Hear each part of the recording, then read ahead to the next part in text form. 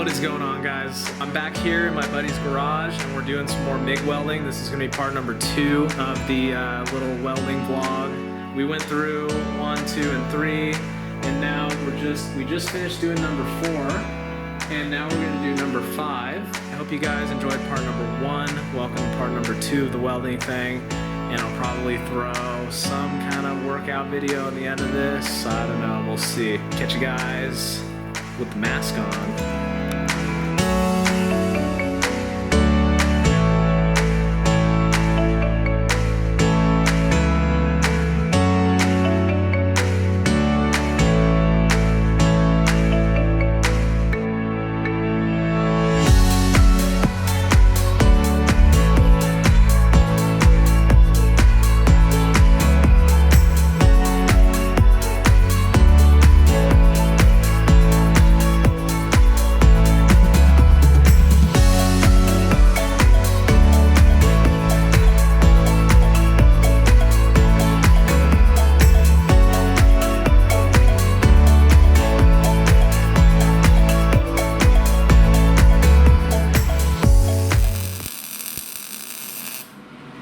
God damn it. Oh no.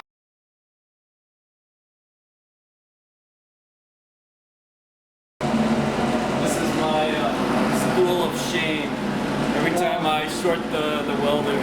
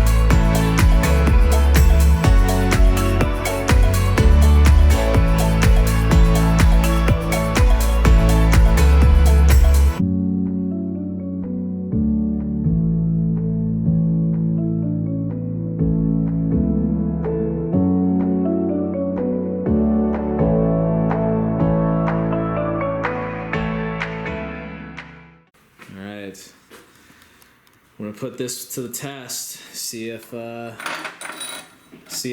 can set it like this and Lee can strike it with a hammer and break it. I don't know, dude. I don't know if it's even gonna break. No? I mean, this is like, these are pretty thick weld beads. Yeah.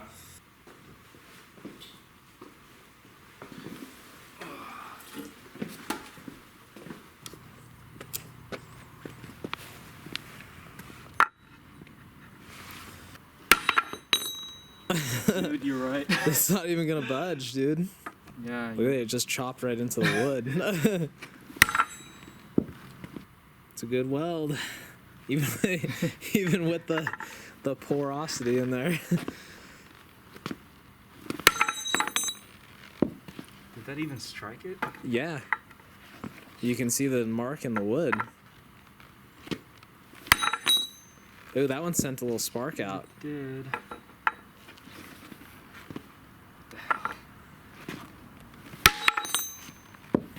Alright. That ain't gonna break, dude.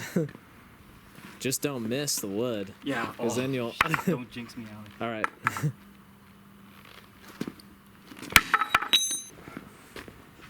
Well, so much for destructive testing. We gotta put it in like a hydraulic press, dude.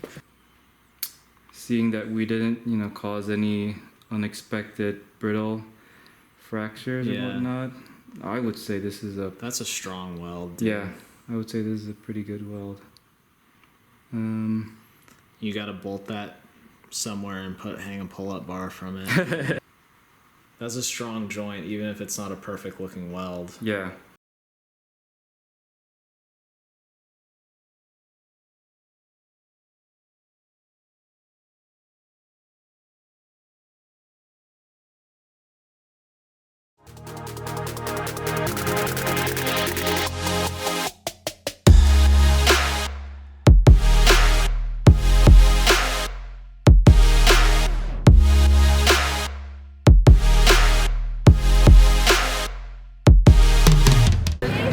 What is going on, guys?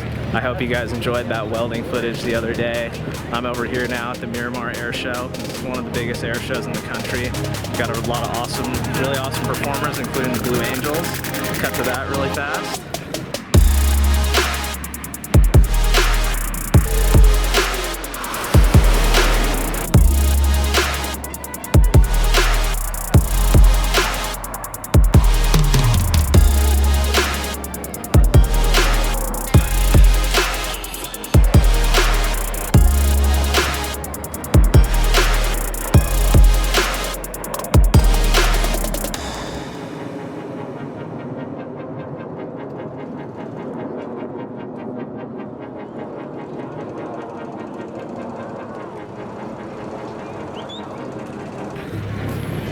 And they've also got a lot of really awesome static displays. Now, I know the content has been kind of random on the channel.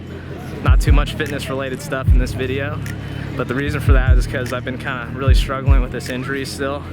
So I can't really film any intricate workouts right now.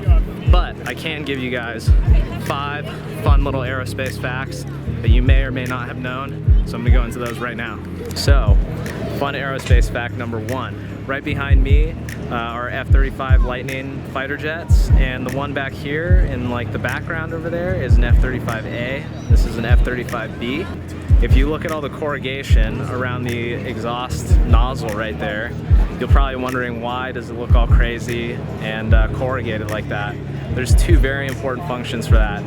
Function number 1 is thermal expansion. So when the hot jet exhaust is coming out there, the metal's going to expand. And if the metal can't slide past each other, it'll actually crack. The 2 pieces of metal get forced against each other. The second and more important function is to control the shape of the exit area. So if you guys know anything about supersonic flow, you'd know that if the flow goes supersonic and you constrict the exhaust, then you'll actually slow the flow down, and that's bad. When you have supersonic flow, if you want to accelerate, you need to expand the exhaust flow. Okay, fun aerospace fact number 2. Behind me right here is an A-10 Worthog. This is one of my favorite planes. It's one of the only fighter jets that actually has a turbofan engine instead of a turbojet engine. You can see that back up here if the sun cooperates with me. Now, you'll notice something about the A-10 which is really cool. It's got this giant machine gun here at the front.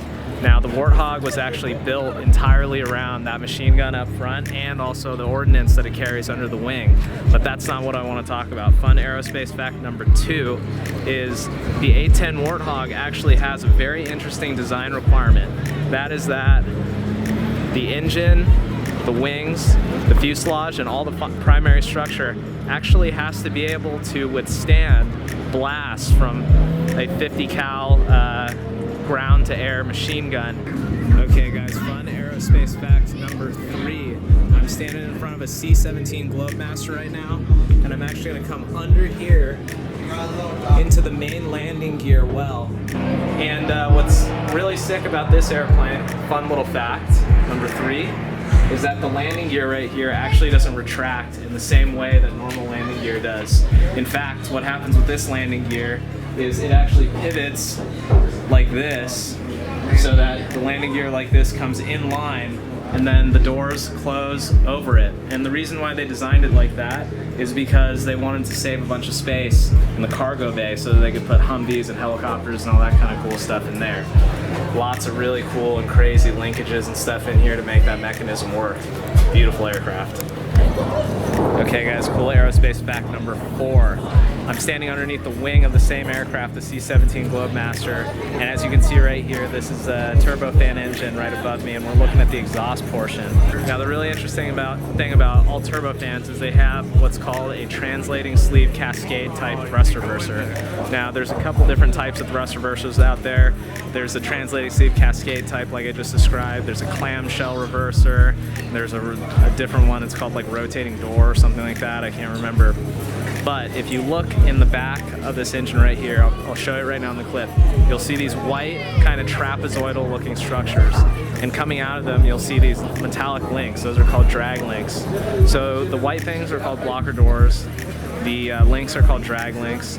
And then on the outside, you'll see what's called the translating sleeve. and then the links are connected to the inside, which is called the inner fixed structure. Now when they want to reverse thrust, what they do is they slide the translating sleeve back. This causes the links to pull over and cover up the bypass duct and shoot air out towards the front of the aircraft in the cascades, producing reverse thrust.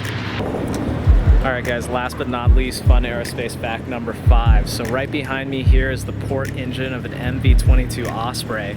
Now the Osprey is a tilt rotor aircraft. As you can see, these rotors will tilt vertically so that it can take off vertically, and then they'll rotate to horizontal when it wants to go into conventional flight mode. Back over here you'll see an Osprey as well, but you'll notice that its wings are folded to be in line with the fuselage, and the propellers are actually folded down like this. Now, why would they ever design an aircraft to do that? So the reason they do that is for carrier operations. Every aircraft that goes on a carrier has a requirement to fit in a certain space so that they can fit more and more of those aircraft on a ship. They don't just have to keep making the ship bigger and bigger. Although the new Ford class carriers are pretty ridiculous. I think they can house like 72 F-18s. It's a lot of planes. Alright, so that's going to conclude this video. That's 5 fun aerospace facts. If you get out to the Miramar Airshow, maybe I'll run into you here next year. It's a pretty awesome venue. You get to walk up and touch planes like this. C-130 behind me. You guys saw the MV-22 Osprey, the C-17 Globemaster, the A-10 Worthog, and the F-35 Lightning A and B variant.